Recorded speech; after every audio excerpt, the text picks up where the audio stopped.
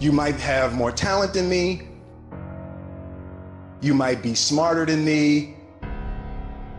But I will not be outworked. Period. It's such a simple, basic concept. It's the guy who is willing to hustle the most is going to be the guy that just gets that loose ball. There's only one thing you cannot purchase. There's only one thing you cannot buy, and that's what real beef do. That's something you're going to have to do. You got to put more energy and you got to put more effort in your stuff than anybody. So you getting up at 4 and it ain't working. Get up at 3:30. So you read the book once and then you didn't get it. Read it twice. Read it 3 times. If a person leaves at 6, you leave at 8. If a person makes 100 calls a day, you make 200 calls a day. If somebody practices 3 hours, you practice 5 hours. If somebody practices 6 hours, you practice 8 hours. If someone reads 2 books, you read 4 books. Just do a little bit more. Because there's somebody out there who wants your spot. And so you gotta embody excellence. There's one thing to be hungry, it's another thing when you're starving. You're starving for greatness and starving for success. You start training, train like it's your life, not a game, like it's your life. Like this the last opportunity, only opportunity. See, a guy like me, I knew someone was better than me. There's more talented people than me, probably more talented than you.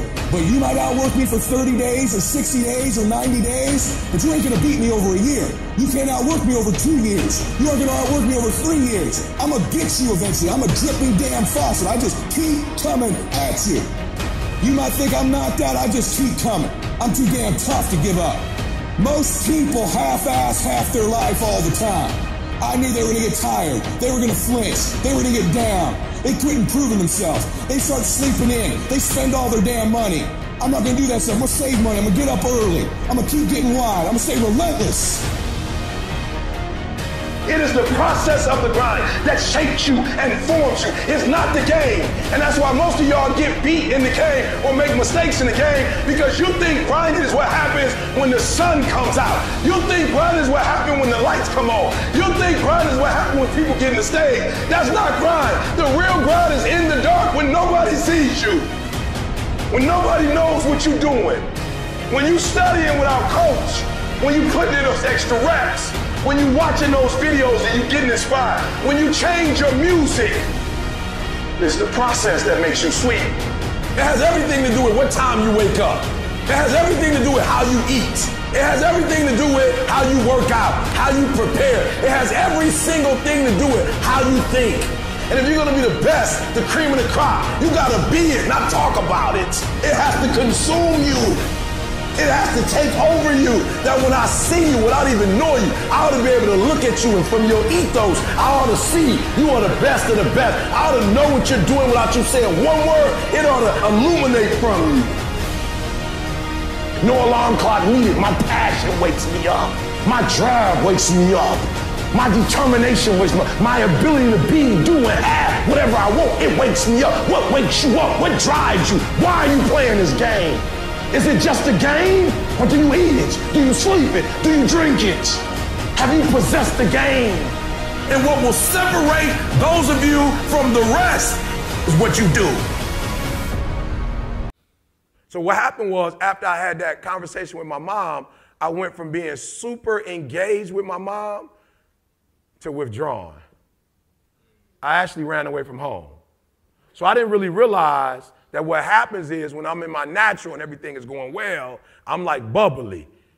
But when I have to adapt, I start withdrawing. Now watch this. If you're dealing with somebody and they met you for the first time when they're in a relationship with you and you gregarious and then something happened in the relationship and you go all the way down to poise, like that's the difference. That's like you I'm just being real. That's a total. And so a lot of you be tripping like, why people tripping on me when I get mad or because they don't know who you are.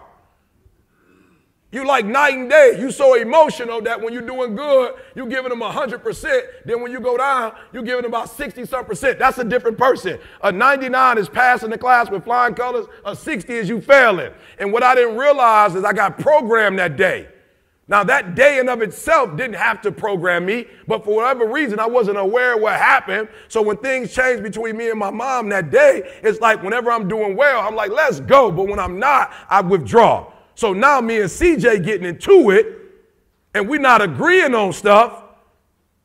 And all of a sudden, I go from me and C hollering at each other to me withdrawing. Like, I'm talking about, I was grown. I remember being grown. I remember one time I was in Orlando on the phone talking to my mom, pacing back and forth in the hallway, and we getting into it. And guess what?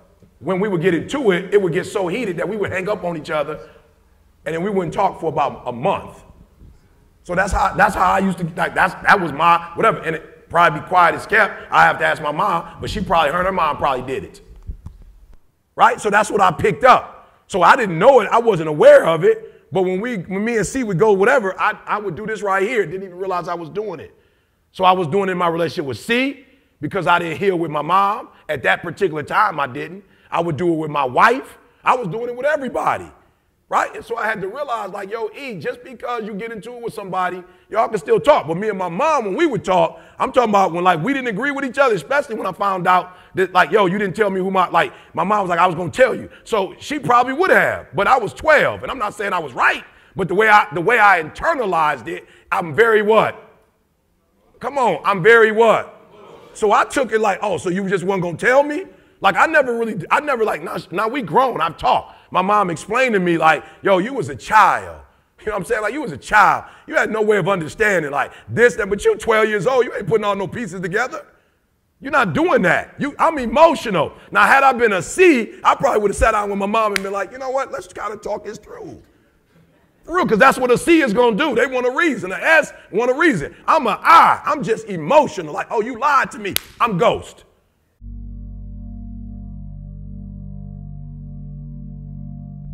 What do you do when your battle chooses you?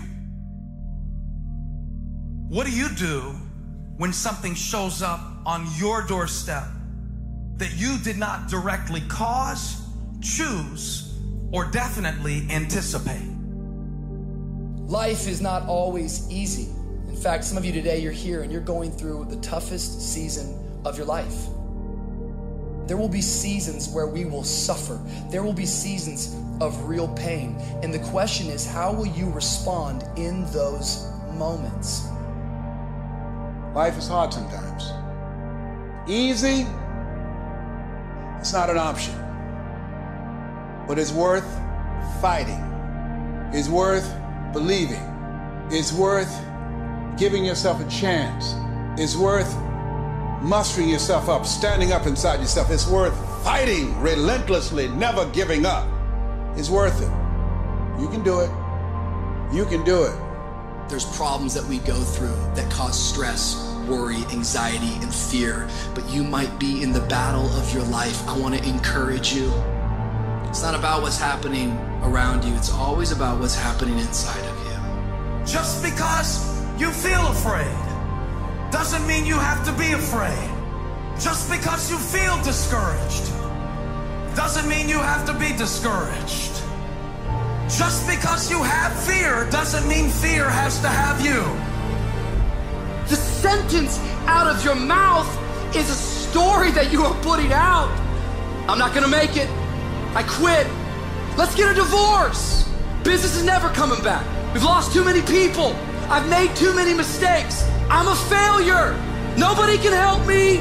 I've done too many bad things. I don't know what's coming out of your mouth, but it's a death sentence.